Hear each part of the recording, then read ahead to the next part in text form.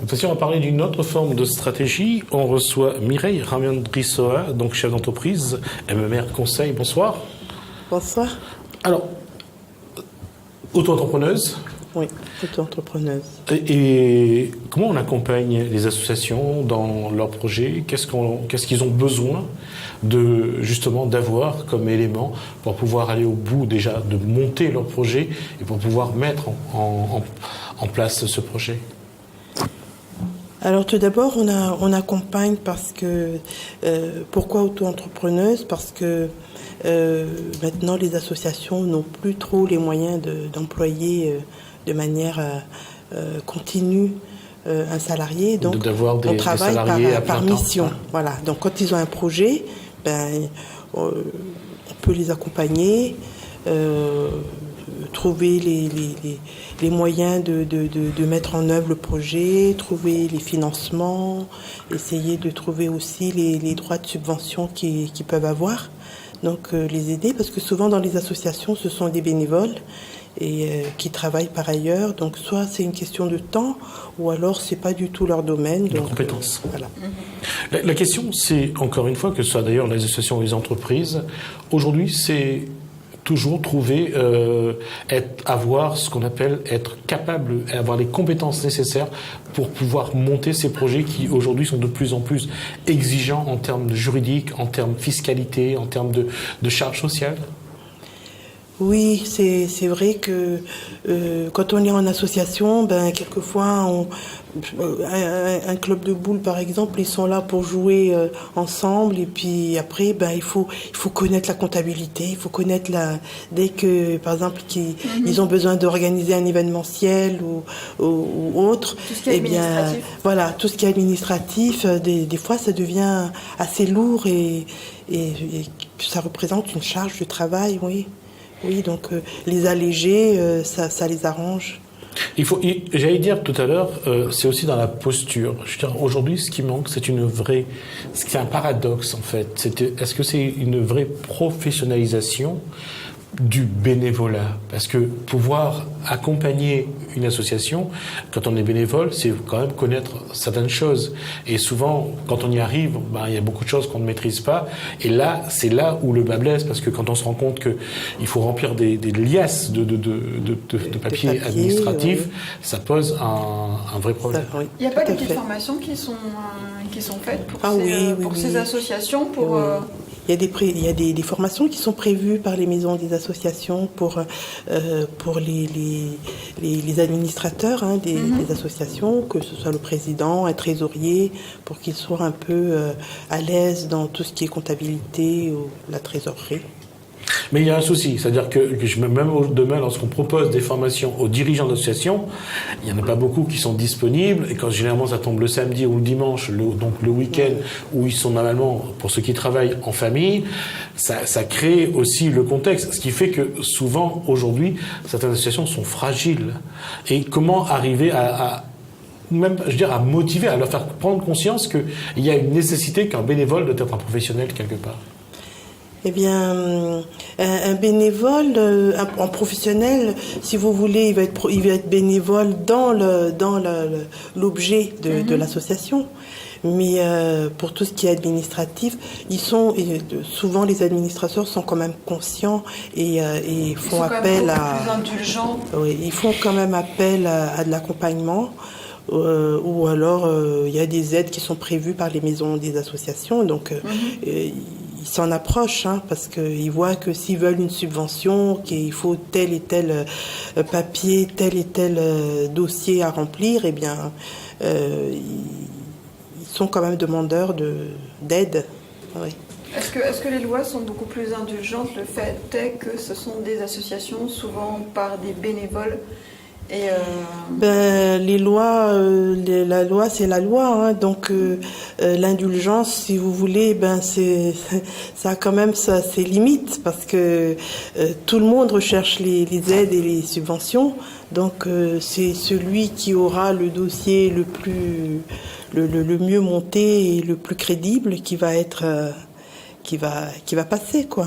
Et pour répondre à Jessica, il y a aussi le fait que lorsqu'il y a gestion de l'argent public, La loi est très rigoureuse là-dessus et souvent ça passe par des protocoles qui sont assez laborieux. Rigides. Non, laborieux peut-être, mais rigides, c'est nécessaire parce que lorsqu'il y a un dépôt de plainte pour détournement de fonds ou mauvaise utilisation de l'argent, généralement c'est le président qui se mord les doigts. Donc oui.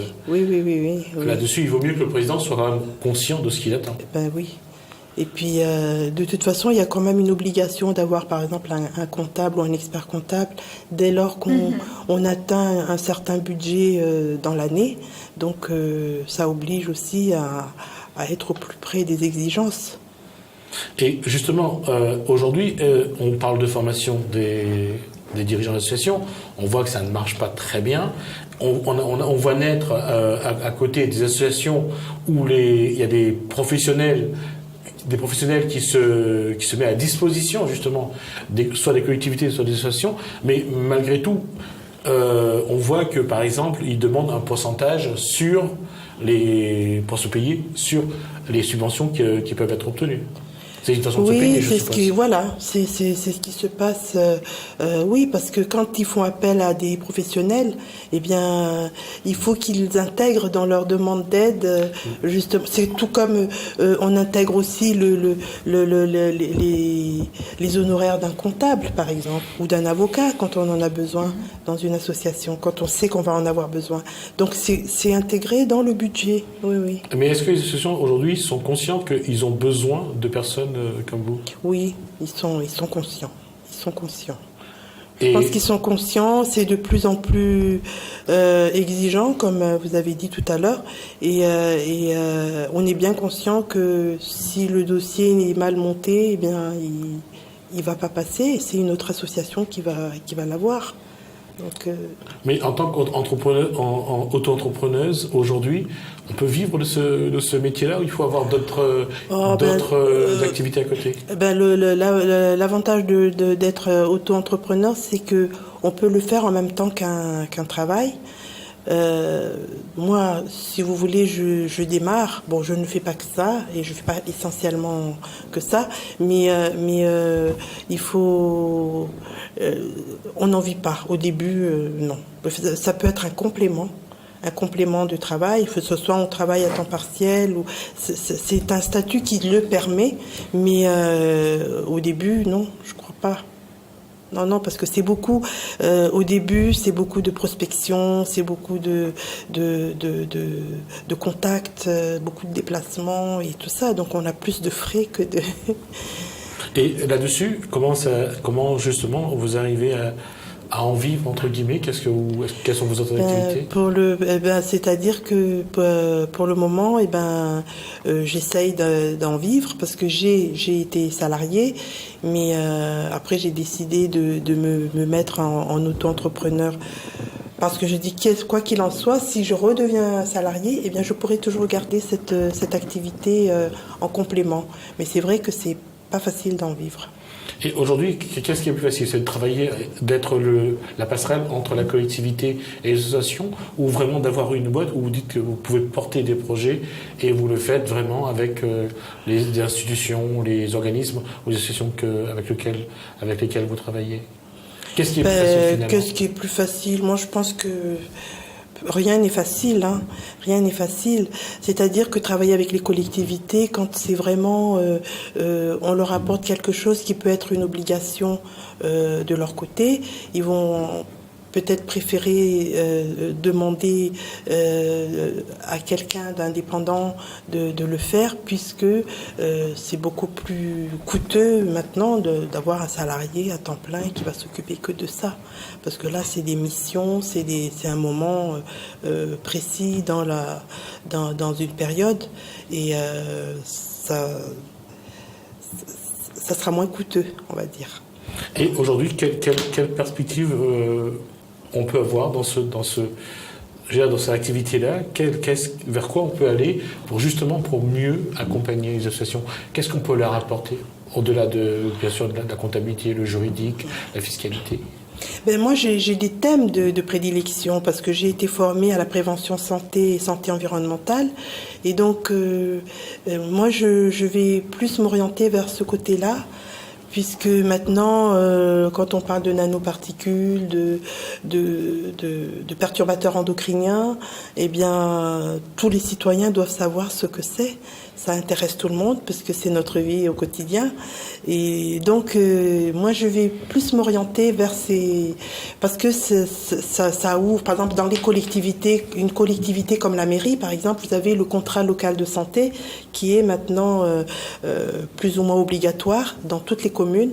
Donc, la prévention est très, très importante. L'information, la prévention par l'information, la sensibilisation et l'éducation.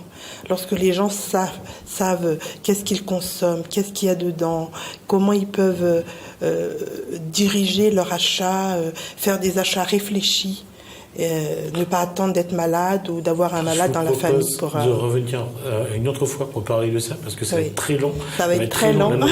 C'est un vaste sujet. Les particules, ça va être très, très complexe de parler du système endocrinien. Merci. Donc Mireille Ramiano-Trissoa, donc chef d'entreprise MR Conseil.